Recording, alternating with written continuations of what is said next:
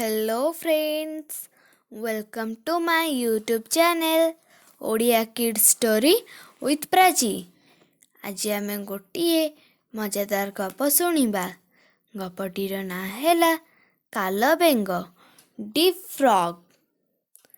गपटी को आरंभ करिबा। One day two frogs fell in a deep pit while leaping in a field.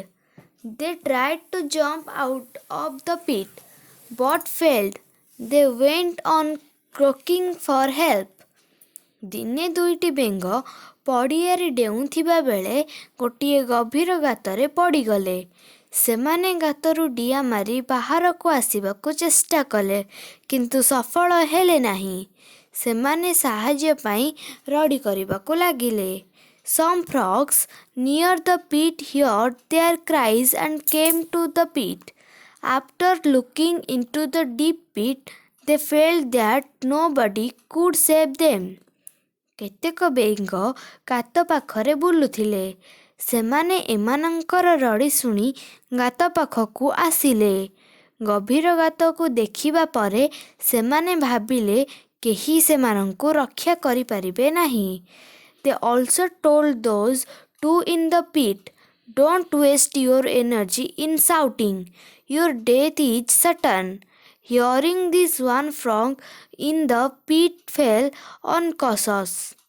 ସେମାନେ ମଧ୍ୟ ସେ ଗାତ ଭିତରେ ପଡ଼ିଥିବା ଦିହିଁକି କହିଲେ, ଗାତରେ ଏମିତି ଚିତ୍କାର କରି ତୁମ ଶକ୍ତି ନଷ୍ଟ କର ନାହିଁ, ତୁମର ମୃତ୍ୟୁ ନିଶ୍ଚିନ୍ତ। ଏକଥା ଶୁଣି ଗାତ ଭିତରର ଗୋଟିଏ ବେଙ୍ଗ ଚେତା ହରାଇ ବସିଲା। But the other frog restlessly tried and jumped out. The frogs on surface asked, "Why did you take a risk?" The frog said, "I thought you were encouraging. It was deep." କିନ୍ତୁ ଅନ୍ୟ ବେଙ୍ଗଟି ଅଦ୍ୟମ ଚେଷ୍ଟା କଲା ଆଉ ବାହାରକୁ ଡେଇଁ ପଡ଼ିଲା। ବାହାର ବେଙ୍ଗମାନେ ପଚାରିଲେ, "ତୁ ଏତେ ବିପଦପୂର୍ଣ୍ଣ କାର୍ଯ୍ୟରେ ସମ୍ମୁଖୀନ ହେଲୁ କେମିତି?"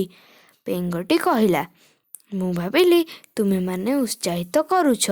ସେ ବେଙ୍ଗଟି କିନ୍ତୁ କାଲ ଥିଲା। ଗପଟି ଭଲ ଲାଗିଥିଲେ ଗୋଟିଏ ଲାଇକ୍ କରନ୍ତୁ, ଚ୍ୟାନେଲକୁ ସବସ୍କ୍ରାଇବ୍ କରନ୍ତୁ, ଗୋଟିଏ ସେୟାର ଓ କମେଣ୍ଟ ନିଶ୍ଚିନ୍ତ କରନ୍ତୁ। Thank you.